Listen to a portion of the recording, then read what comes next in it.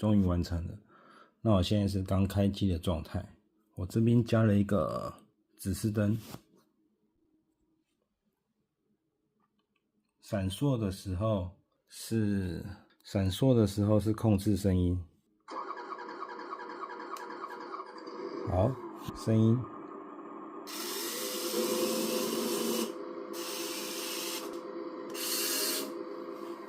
好，然后往上回中，这个就灯号就不闪了。那灯号不闪就是换斗器的操作，回中。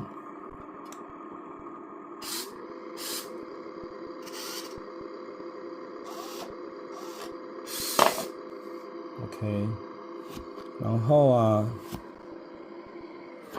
因为我这边还有一个警示灯，那个旋转的警示灯，它是靠这个左边的拨杆在做切换，往上回中，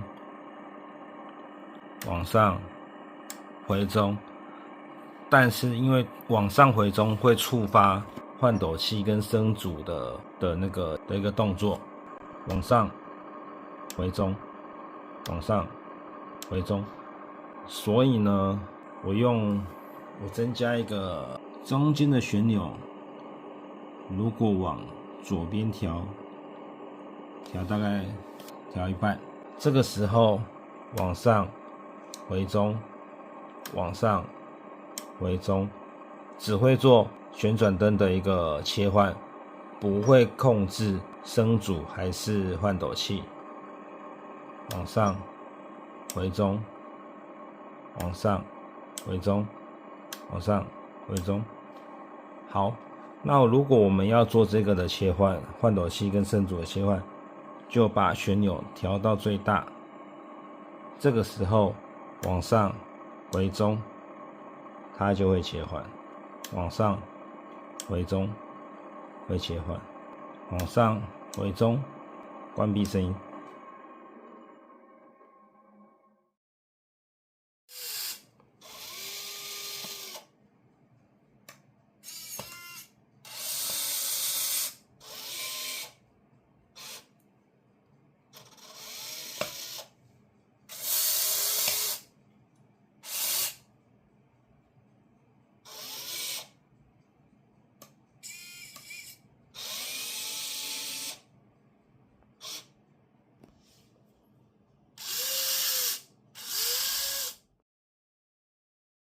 接线图大家暂停看一下，有需要程式码的人再私讯给我。然后这个是最后的完成品，就是固定在基板上，参考看看。怎么样把程式烧入到我的 Nano 基板？好，那假设我们现在接好的状态，我们线都接好了。这个时候我们只要开启那个 Arduino IDE 的程式，这个软体是免费的。好，我们开起来之后，我们开新档案，用新增。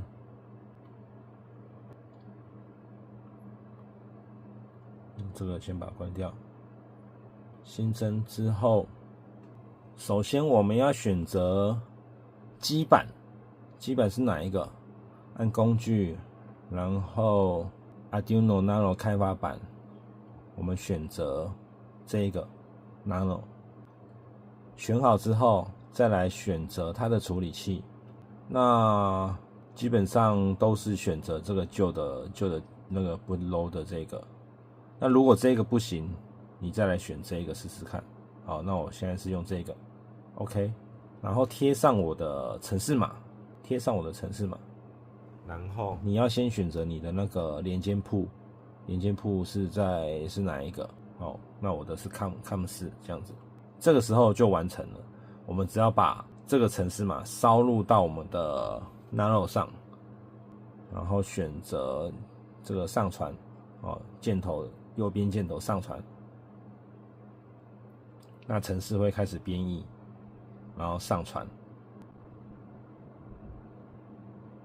上传完毕，就这样子，非常简单，就结束了，就这样子。